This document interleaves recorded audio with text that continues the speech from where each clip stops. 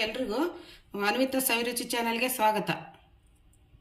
ಇವತ್ತು ನಾವು ಟೊಮೆಟೊಕಾಯಿ ಚಟ್ನಿ ಮಾಡೋಣ ಬನ್ನಿ. ಟೊಮೆಟೊಕಾಯಿ ಚಟ್ನಿಗೆ ಬೇಕಾಗಿರೋ ಸಾಮಗ್ರಿಗಳು: ಬೆಳ್ಳುಳ್ಳಿ, ಕರಿಬೇವು, ಕೊತ್ತಂಬರಿ ಸೊಪ್ಪು, 10 ಹಸಿಮೆಣಸಿನ್ಕಾಯಿ, ಉಪ್ಪು ರುಚಿಗೆ, ಜೀರಿಗೆ ಸ್ವಲ್ಪ, 2 ಸ್ಪೂನು ಎಳ್ಳು, 4 ಟೊಮೆಟೊ ತಗೊಂಡಿದ್ದೀನಿ.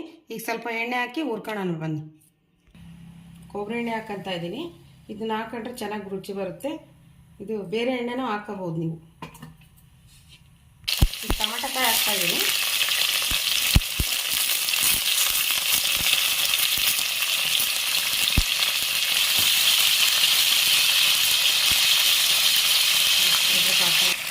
ಈ ಥರ ಟೊಮೆಟೊಕಾಯಿನ ಎಣ್ಣೆಯಲ್ಲಿ ಚೆನ್ನಾಗಿ ಫ್ರೈ ಮಾಡ್ಕೋಬೇಕು.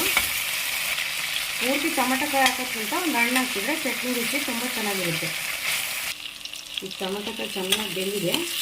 ಪ್ಲೇಟ್ ತಗೋಣ ಅಂತ ತೆಗಿತಾ ಇದ್ದೀನಿ.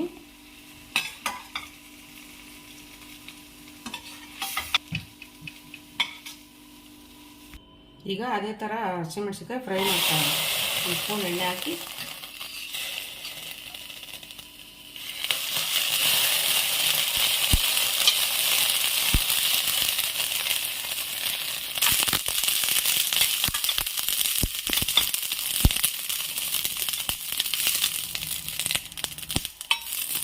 ಸ್ವಲ್ಪ ಹಾಕಬೇಕು. ಇವಾಗ ಮೆಣಸಿನ್ಕಾಯಿ ಆಗಿದೆ, ಬೆಳ್ಳುಳ್ಳಿ ಹಾಕಂತ ಇದ್ದೀನಿ ಇದ್ರ ಜೊತೆನೆ. ಆಮೇಲೆ ಕರಿಬೇವು ಹಾಕ್ತಾ ಇದ್ದೀನಿ. ಸ್ವಲ್ಪ ಫ್ರೈ ಆಗಬೇಕು ಇದು ಅದು ಎಲ್ಲ.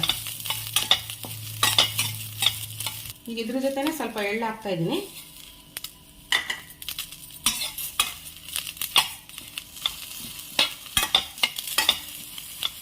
ಈಗ ಇದೆಲ್ಲ ಚೆನ್ನಾಗಿ ಫ್ರೈ ಆಗಿದೆ. ಒಂದು ಪ್ಲೇಟಿಗೆ ತೆಗಿತೀನಿ.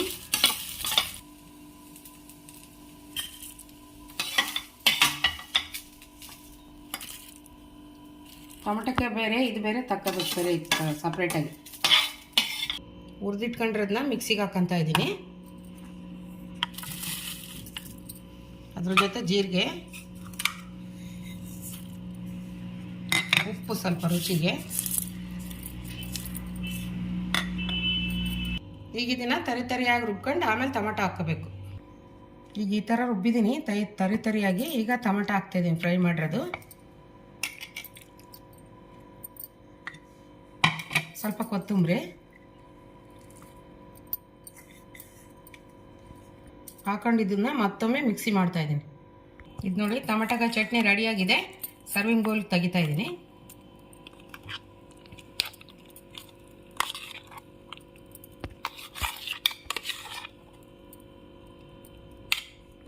ಈಗ ಟೊಮೆಟೊಕಾಯಿ ಚಟ್ನಿ ರೆಡಿಯಾಗಿದೆ.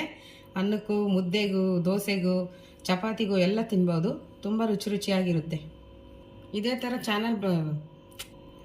ಥರ ರೆಸಿಪಿ ಬೇಕಂದರೆ ನನ್ನ ಚಾನಲ್ಗೆ ಲೈಕ್ ಮಾಡಿ, ಸಬ್ಸ್ಕ್ರೈಬ್ ಮಾಡಿ. Thank you.